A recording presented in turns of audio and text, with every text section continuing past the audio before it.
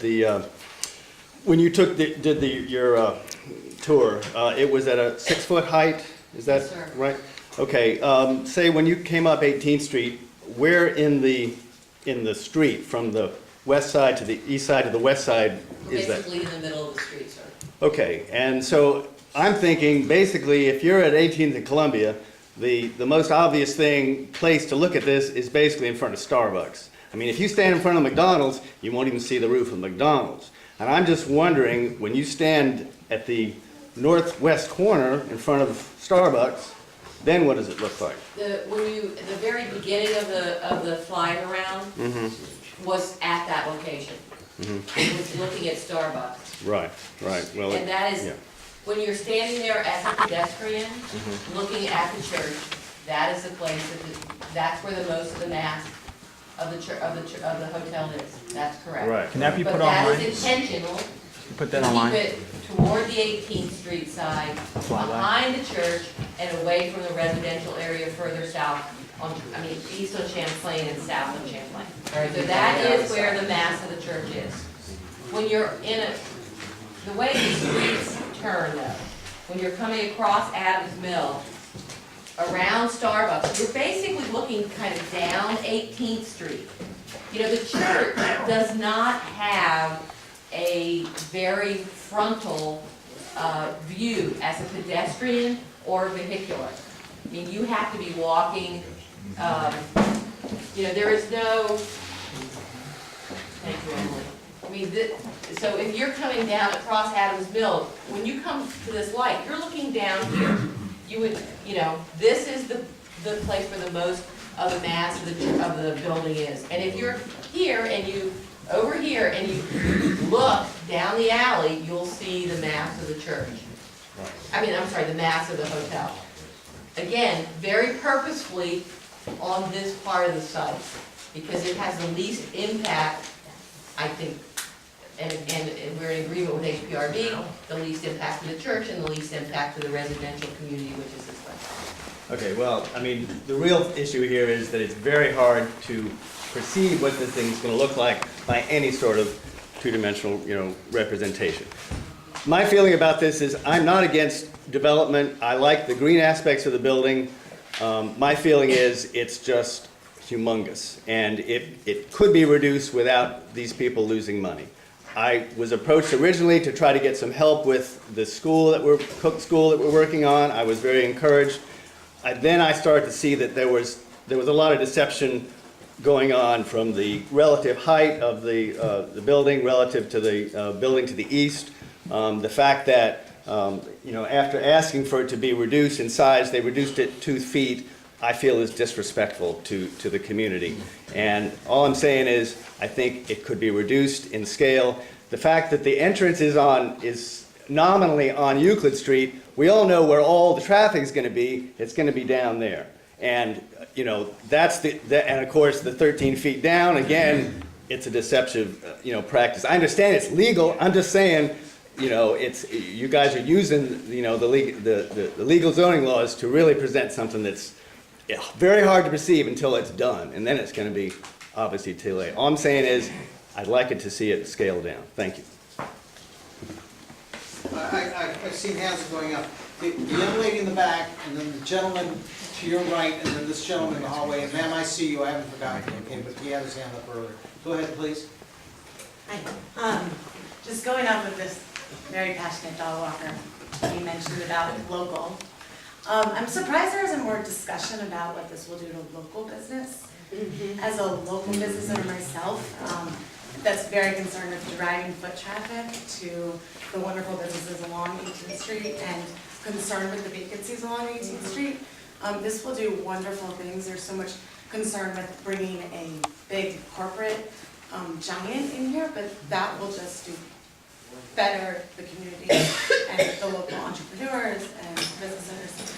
And secondarily, more pertinently to this evening's discussion, one of the things I love most about this neighborhood and about DC at large is the juxtaposition of old and new, and the neoclassical and modern juxtaposition is remarkable in DC and remarkable as it's represented here.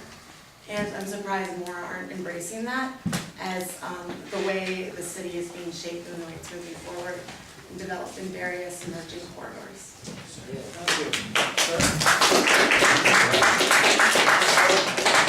I would like to make 2 quick points. First of all, if we're having this discussion 100 years ago, there would not be one single apartment building built on Columbia Road.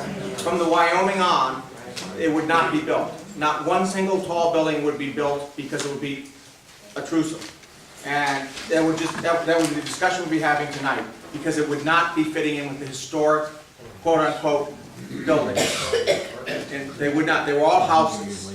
And Emily can attest to this. Every single building from the Wyoming up, all the way to 16th, was 30, 40 feet high, maximum. Every single apartment building was, someone took a chance and had it made. The second question is to the church. And we might as well ask, I'm an architect, I've been involved with this before. If this is not made historic, you guys will work it down. Absolutely. Yeah, I mean, our thought is that we love the church. Yes. It's very dear to us. It's been a wonderful home for the past 100 years. But we're not wedded to the concept of its preservation if we cannot find a viable and sustainable project that will make a final end use out of it, and that will be a good neighbor to us and the rest of the community. But you've done 8 years now. Because every project I've been involved with that hasn't gone right has come down, and the last 20 years I've gone back and visited them and they're vacant lots.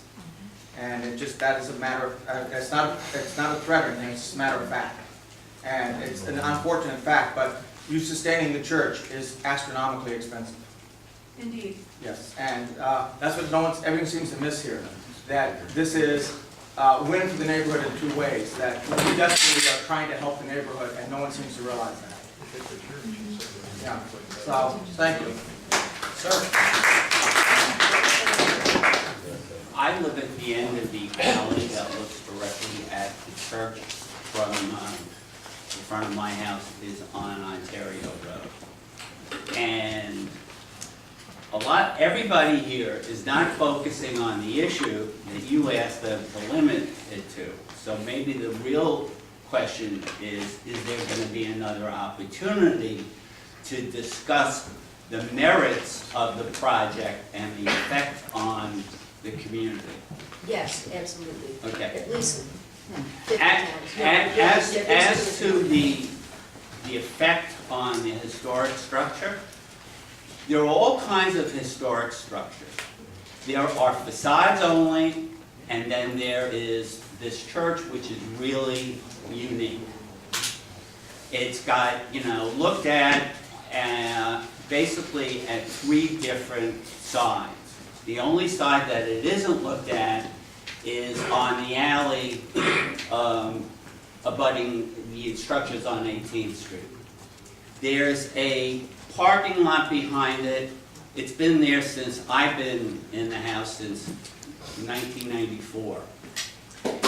What you see from my direction, and that goes for everybody in my neighborhood, is the whole environment of this church, the qualities of the church. It's not only about the architecture, it has other qualities. It allows the light to come in, to reflect off the building, to reflect off the windows. It allows it to be seen in a sky in the evening with sunsets and clouds. There's more qualities involved than just the facade.